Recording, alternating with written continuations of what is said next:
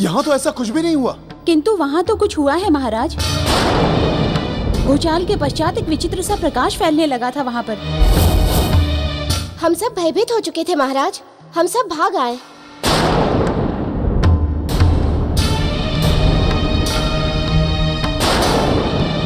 किंतु चित्रांगदा कहाँ है? महाराज, लगता है महारानी अब तक वहीं है।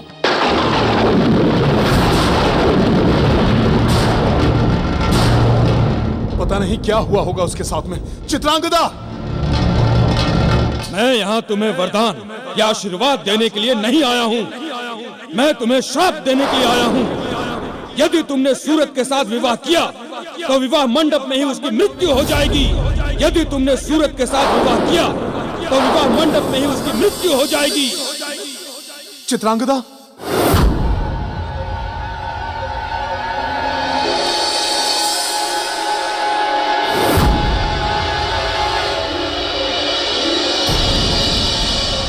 चित्रांगदा! चित्रांगदा! ये सब क्या है चित्रांगदा? क्या हुआ? तुम कुछ बोलती क्यों नहीं? बोलो चित्रांगदा, किसने किया ये सब? बोलो चित्रांगदा।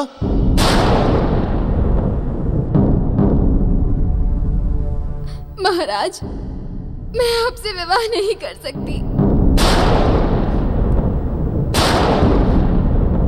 विवाह नहीं कर सकती? तुम ऐसा क्यों कह रही हो चित्रांगदा? अभी तो तुम विवाह की तैयारी कर रही थी, फिर एकाएक क्या हुआ जो तुम विवाह के लिए मना कर रही हो? महाराज, मेरे पिताजी विश्वकर्मा देव यहाँ आए थे। मैं यहाँ तुम्हें वरदान या आशीर्वाद देने के लिए नहीं आया हूँ, मैं तुम्हें श्राप देने के लिए आया हूँ। तुमने एक धरतीवासी के लिए देवलोक का त्याग कर दिया। यदि तुमने सूरत के साथ विवाह किया तो विवाह मंडप में ही उसकी मृत्यु हो जाएगी। यदि तुमने सूरत के साथ विवाह किया तो विवाह मंडप में ही उसकी मृत्यु हो जाएगी। यदि तुमने सूरत के साथ विवाह किया तो विवाह मंडप में ही उसकी मृत्यु हो जाएगी।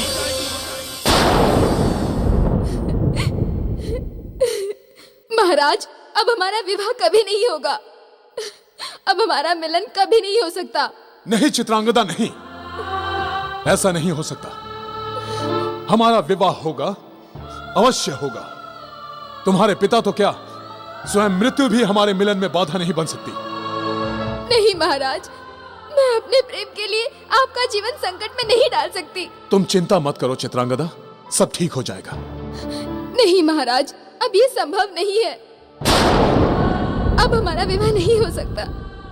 आज ये बात सिद्ध हो गई है कि जिस संतान के साथ माता पिता का आशीर्वाद नहीं होता, उसका जीवन कभी भी सुखी नहीं रहता।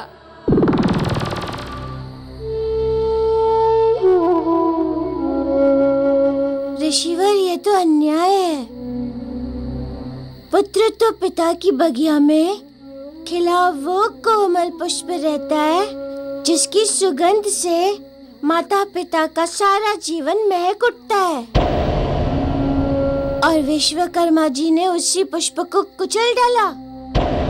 प्रभु, क्रोध में आकर देवता भी पशुओं जैसा व्यवहार करने लगते हैं। विश्वकर्मा जी ने अपनी ही पुत्री का सारा सुख छीन लिया, उसकी सारी इच्छाओं और महत्वाकांक्षाओं का दमन कर दिया। आवेश में आकर विश्वकर्मा जी ने ऐसा अनुचित कार्य किया जो किसी भी पिता को शोभा नहीं देता। किंतु ऋषिवर, शाप तो चित्रांगदा को मिला था, फिर विश्वकर्मा जी की दुर्दशा कैसे हो गई? प्रभु, जो जैसा करता है उसे वैसा ही भोगना पड़ता है। यही प्रकृति का नियम है। इस नियम से देव, दानव, मानव सभी बंधे हुए हैं। विश्वकर्मा जी के श्राप से एक नहीं, 2 जीवन नष्ट हो गए।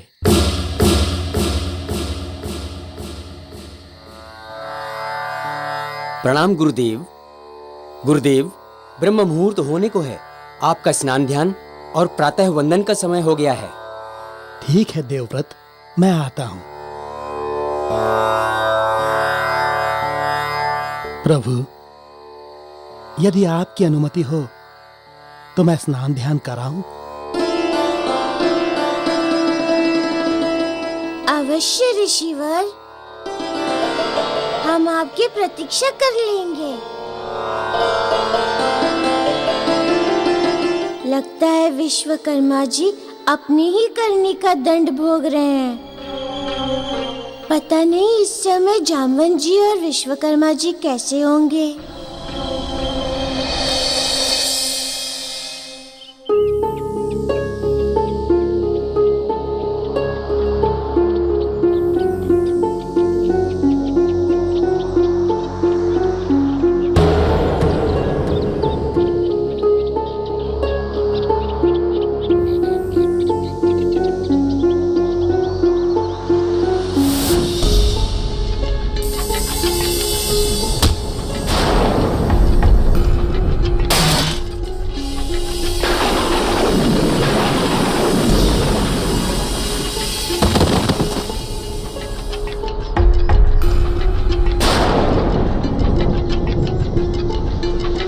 विश्वकर्मा देव, मेरा प्रणाम स्वीकार करें। कौन हो तुम और मुझे विश्वकर्मा क्यों कह रहे हो? विश्वकर्मा जी, आप मुझे नहीं जानते हैं। मैं जामवंत हूँ, किंतु मैं आपको अच्छी तरह से जानता हूँ।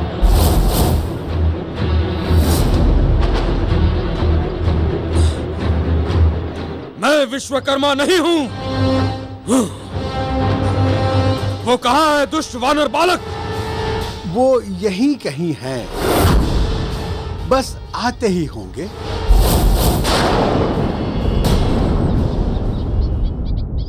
वो वानर बालक, वो महाधूर्त है। वो हमें बातों में बहला के हमें रोकना चाहता था। जब उसका वश नहीं चला तो उसने तुम्हें भेज दिया हमें रोकने के लिए। नहीं विश्वकर्मा जी, वो तो आपकी सहायता करना चाहते हैं। झूठ बोल रहे हो तुम। हट जाओ मेरे सामने से। नहीं विश्वकर्मा जी, मेरे रहते आप यहाँ से नहीं जा सकते हैं। तो फिर मैं तुम्हें मार के जाऊंगा। विश्वकर्मा जी, आप यदि मुझे मारना चाहते हैं तो मार लीजिए, किंतु यहाँ से मत जाइए। मैं कहता हूँ हट जाओ मेरे सामने से।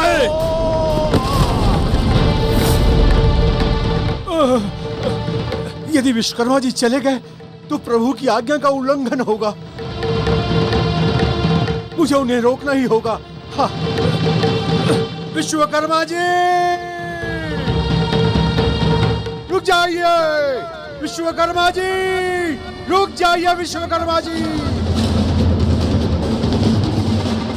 रुक जाइए। विश्वकर्मा जी, रुक जाइए। रुक जाइए विश्वकर्मा जी, रुक जाइए विश्वकर्मा जी, रुक जाइए विश्वकर्मा जी, रुक जाइए। विश्वकर्मा, इस तरह से तो भागते हुए काफी समय नष्ट हो जाएगा। हाँ, इस मार्ग से जाना चाहिए। शीघ्र पहुंच जाऊंगा। हाँ।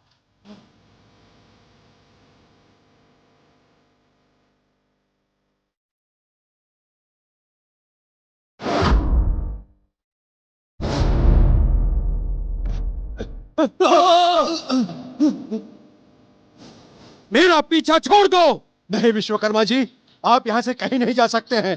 ये मेरे प्रभु का आदेश है।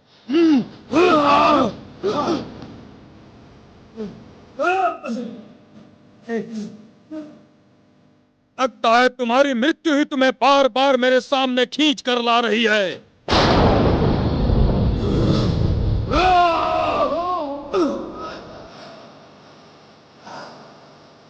विश्वकर्मा जी को रोकने का बस एक ही तरीका है, इन्हें गदा युद्ध में उलझाए रखो। हाँ।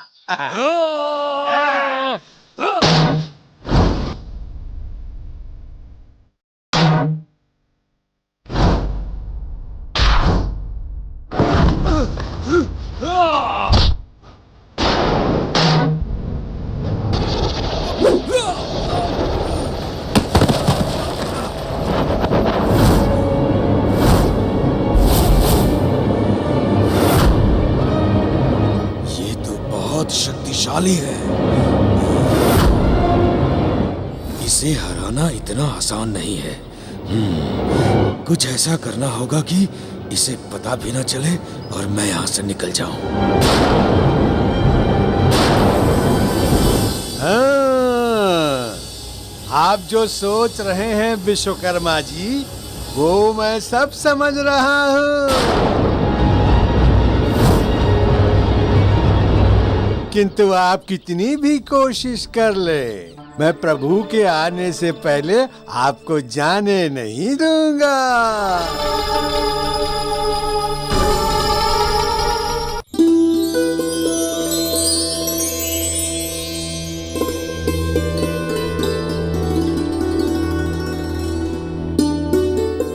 ऋषिवर, मुझे बताइए आगे क्या घटा? शाप मिलने के बाद चित्रांगदा का क्या हुआ? श्राप के कारण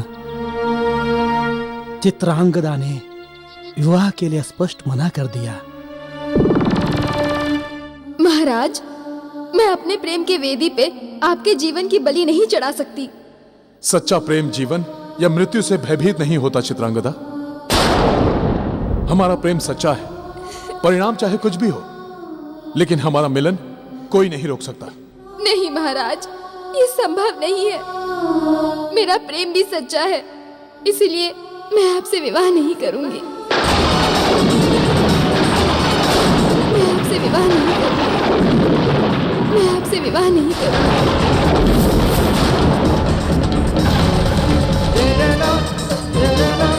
चित्रांगदा, रुक जाओ चित्रांगदा। नहीं महाराज, मैं रुक गई तो आप मुझसे विवाह किए बिना नहीं मानेंगे। मैं आपके प्राण संकट में नहीं डाल सकती। ऐसा मत कहो चित्रांगदा, रुक जाओ। आप वापस चले जाइए महाराज। तुम ऐसा नहीं कर सकती। आप वापस चले जाइए। रुक जाओ। महाराज, आप वापस चले जाइए। चित्रांगदा, रुक जाओ चित्रांगदा। आप वापस चले जाइए। वापस चले जाइए। रुक जाओ चित्रांगदा, रुक जाओ।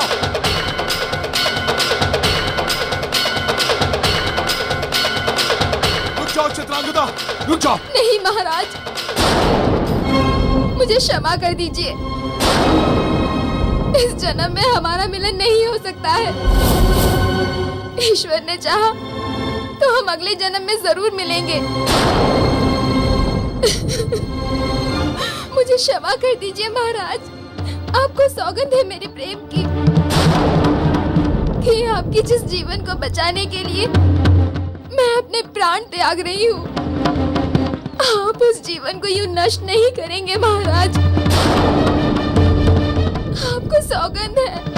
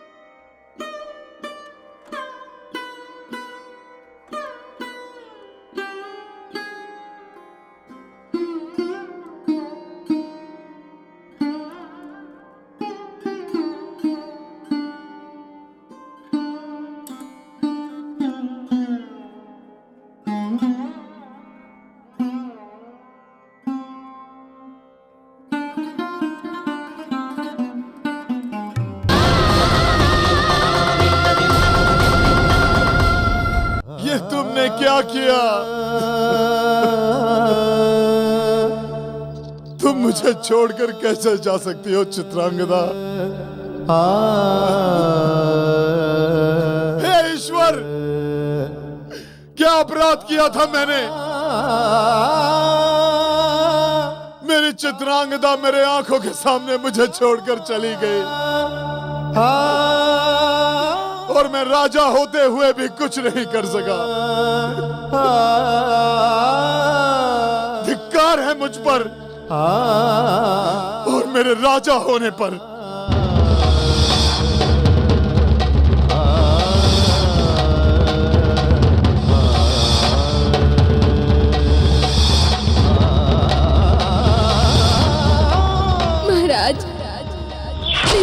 जी विश्वकर्मा देव यहाँ आए थे और उन्होंने मुझे श्राप दिया है कि मेरा विवाहित जीवन कभी भी सुखी नहीं रहेगा।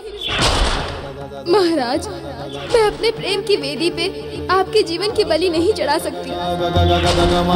चित्रांगदा,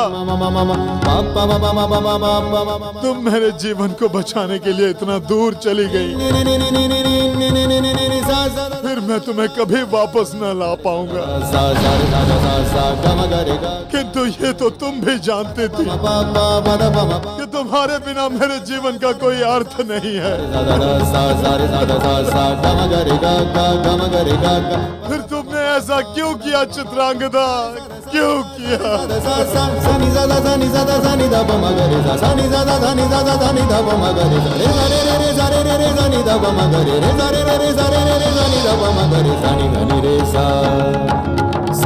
तुम्हारे बिना मेरा जीवन अर्थहीन है चित्रांगदा। किंतु तुमने हमारे प्रेम के सौगंध की दीवार खड़ी कर दी सामने, अन्यथा हम अभी सिद्ध कर देते कि मृत्यु भी हमें अलग नहीं कर सकती।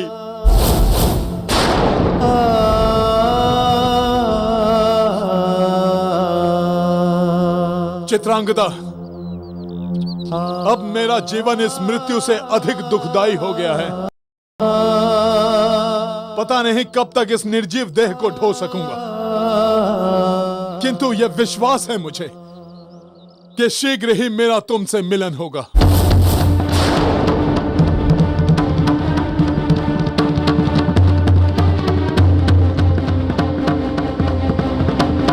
हे चित्रपुर की प्रजा,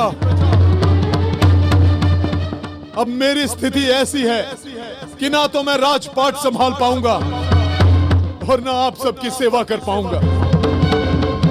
मुझे क्षमा कर देना, मुझे क्षमा कर देना।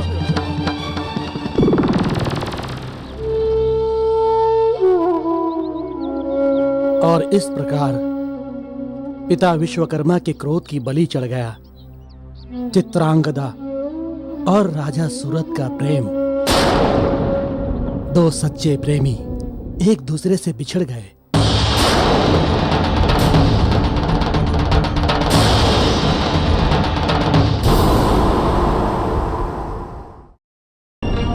विश्वकर्मा को श्राप ऋषि ऋतिकध्वज ने दिया।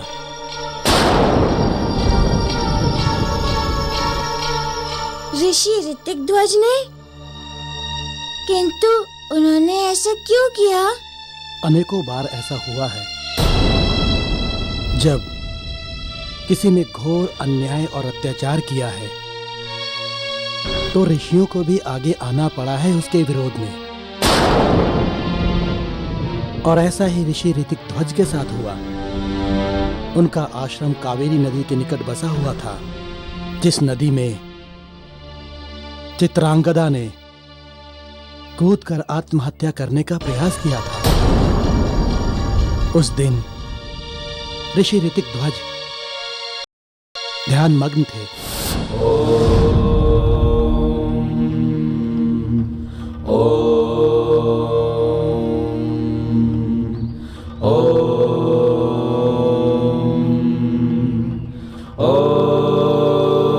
गुरुदेव गुरुदेव गुरुदेव गुरुदेव गुरुदेव।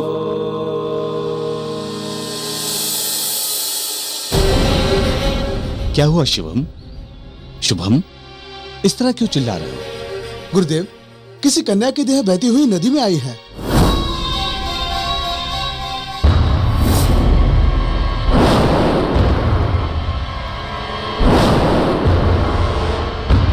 हे भगवान, तब तो हमें वहां शीघ्र पहुंचना चाहिए। चलो। जी गुरुदेव।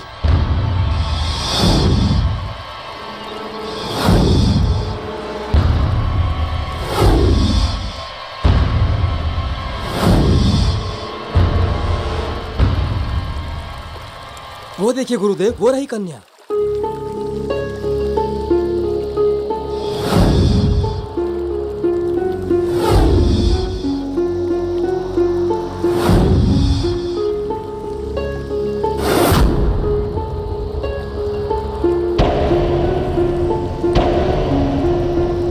गुरुदेव, इसकी सांसें नहीं चल रही,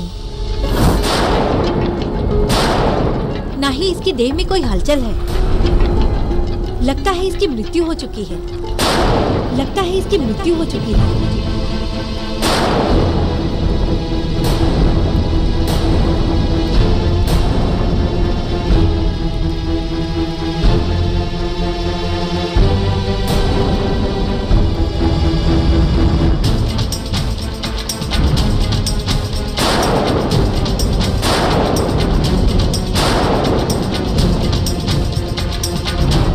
इसकी नाड़ी में अभी भी रह रहकर धड़कन है, अर्थात ये जीवित है। इसे शीघ्र ही आश्रम ले जाना होगा।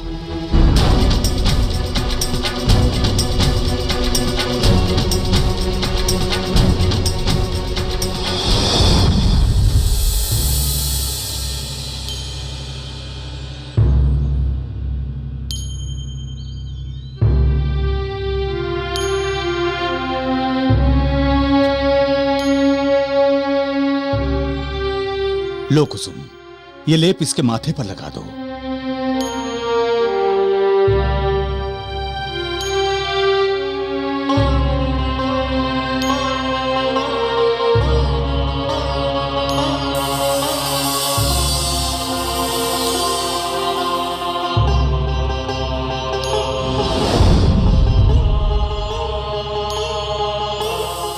ऋषि ऋतिक ध्वज तथा उनके शिष्य और शिष्याओं ने 3 दिन तक चित्रांगदा का उपचार किया। उन्होंने चित्रांगदा को अनेकों जड़ी बूटियों और औषधियों के लेप से ठीक करने का प्रयास किया।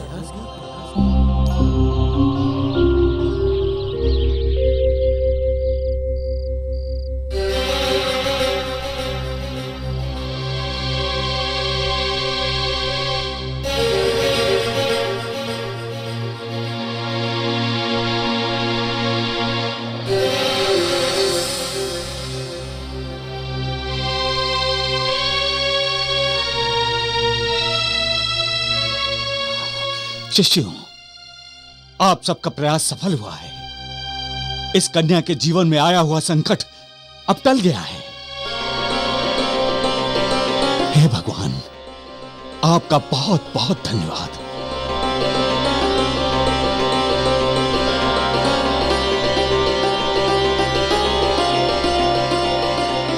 गुरुदेव, देखने से तो ये कन्या कुलीन लगती है।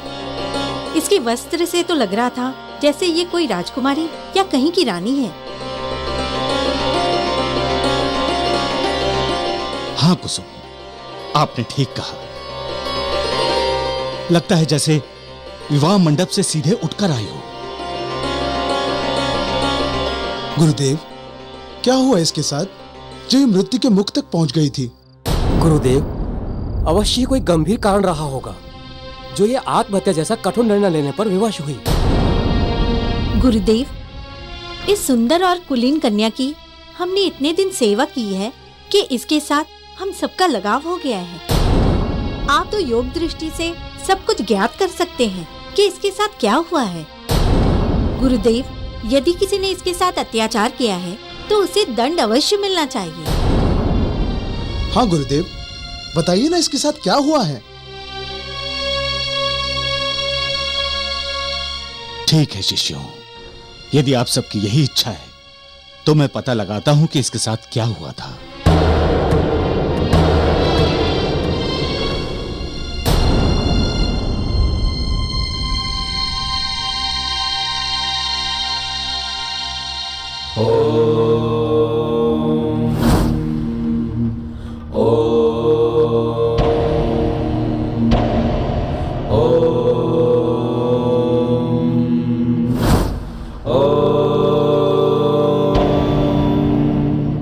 Oh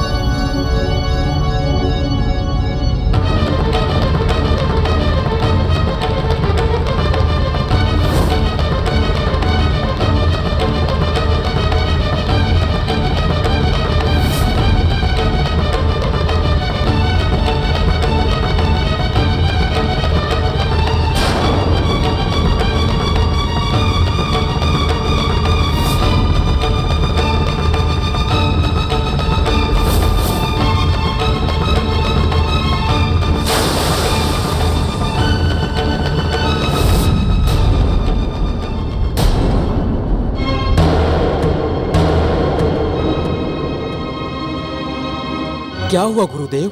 आपके मुखड़े पर विषाद की रेखाएं दिखाई दे रही हैं। अवश्य ही कोई गंभीर कारण रहा होगा। अनर्थ हुआ है, घोर अनर्थ हुआ है।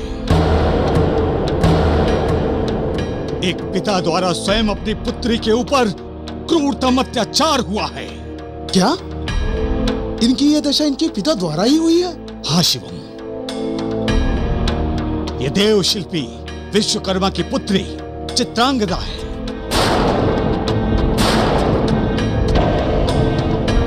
जो राजा सूरज से प्रेम करती है, परंतु इनके पिता विश्वकर्मा इस विवाह के विरुद्ध हैं।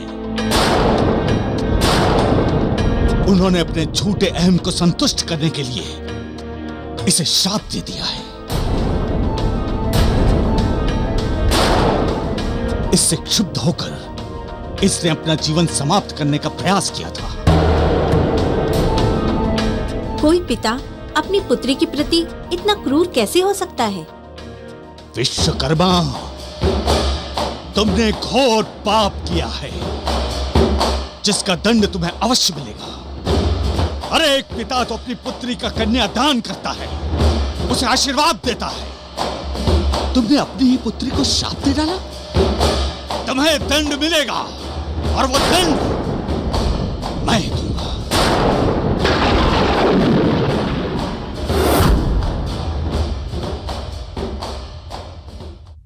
मैं यहाँ तुम्हें वरदान या आशीर्वाद देने के लिए नहीं आया हूँ, मैं तुम्हें श्राप देने के लिए आया हूँ। तुमने एक धरतीवासी के लिए देवलोक का त्याग कर दिया, इसलिए तुम्हारा विवाहित जीवन सुखी नहीं रहेगा। इसलिए तुम्हारा विवाहित जीवन सुखी नहीं रहेगा। यदि तुमने सूरज के साथ विवाह किया तो विवाह मंडप में ही उसकी मृत्यु हो जाएगी।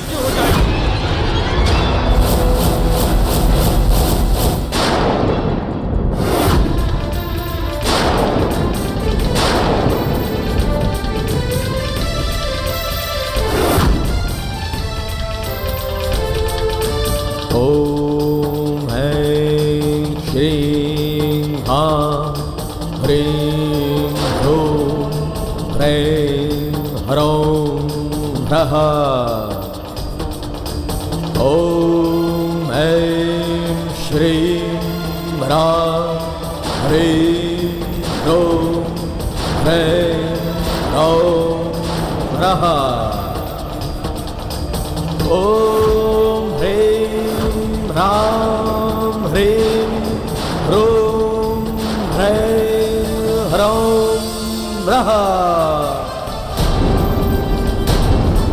ओम ऐं श्रीं ह्रां ह्रीं ह्रूं ह्रैं ह्रौं ह्रः।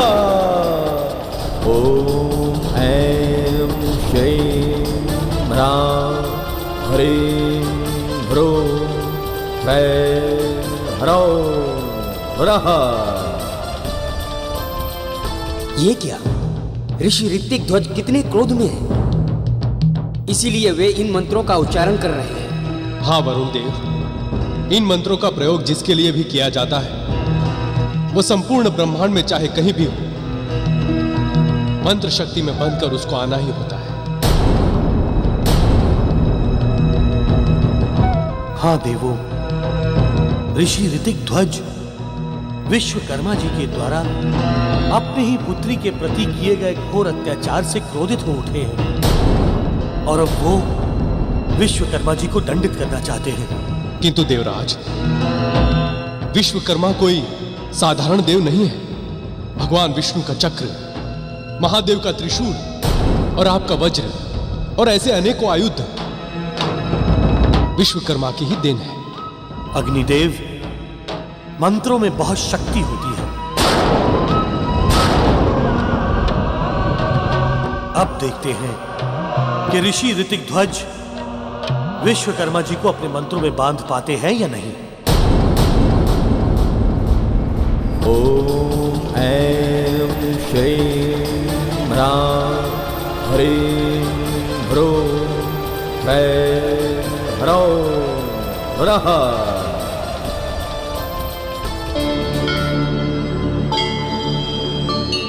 स्वामी, ऋषि ऋतिक ध्वज जिन मंत्रों का उच्चारण कर रहे हैं वे अवश्य ही किसी के लिए अनिष्टकारी हैं। देवी, प्रकृति का ये नियम होता है, जो एक के लिए अनिष्टकारी होता है वो किसी दूसरे के लिए हितकारी भी होगा। किंतु स्वामी, एक ऋषि को किसी के अनिष्ट के लिए मंत्रों का प्रयोग करना अनुचित है।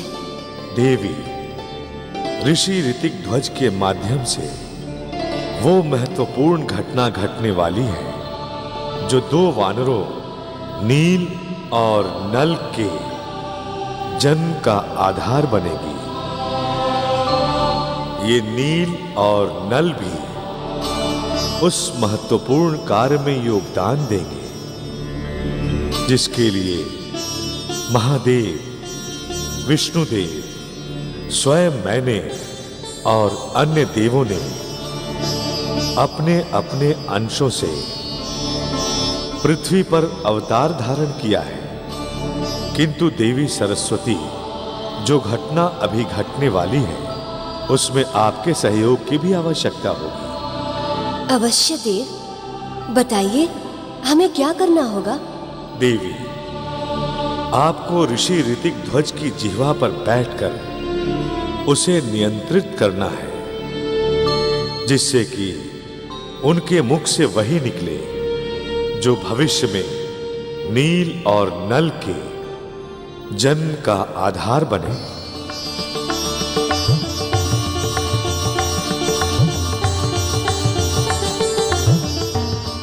ठीक है स्वामी, ऐसा ही होगा।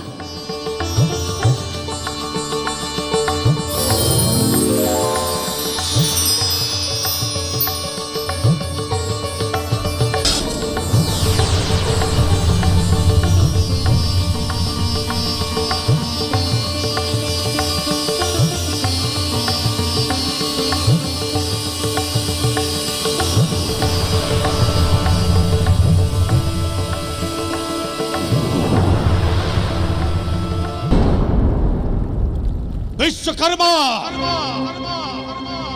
तुमने अपनी पुत्री के साथ घोर अन्याय किया है। तुम्हें इस बात का दंड भोगना होगा। तुम्हें इस बात का दंड भोगना होगा। विश्वकर्मा, तुम्हें हमारे मंत्रों से बंध कर हमारे सामने आना ही होगा। प्रकट हो।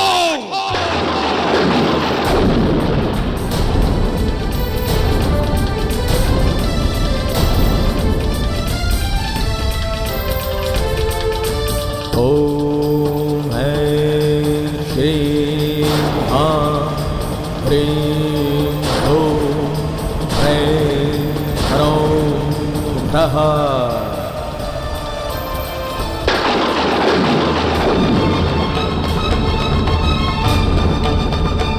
विश्वकर्मा, प्रकट हो। हमारे मंत्र तुम्हें हमारे सामने आने पर विवश कर देंगे। प्रकट हो।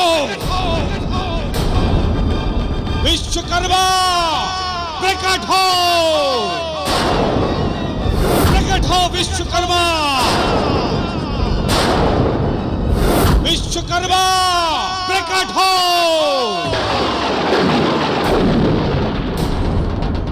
विश्वकर्मा, प्रकट हो।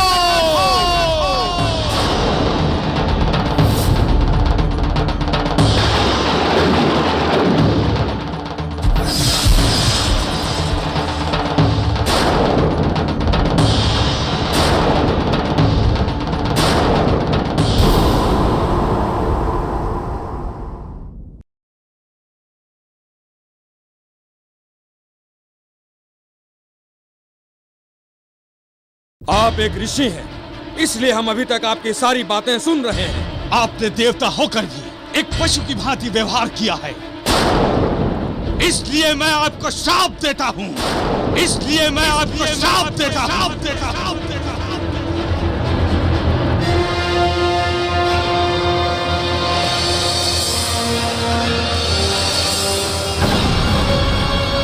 तुम अभी इसी समय वानर हो जाओ।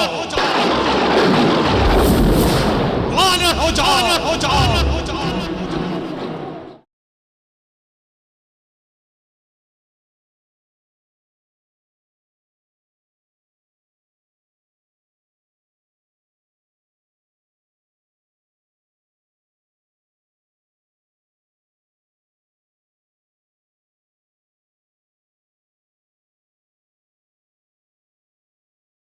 वापस चले जाइए महाराज। चित्रांगदा, रुक जाओ चित्रांगदा।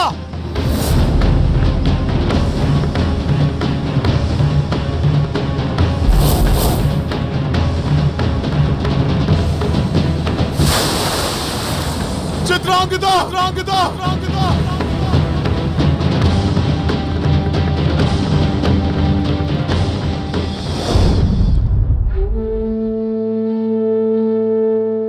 और इस प्रकार पिता विश्वकर्मा के क्रोध की बलि चढ़ गया। चित्रांगदा और राजा सूरत का प्रेम, दो सच्चे प्रेमी एक दूसरे से बिछड़ गए।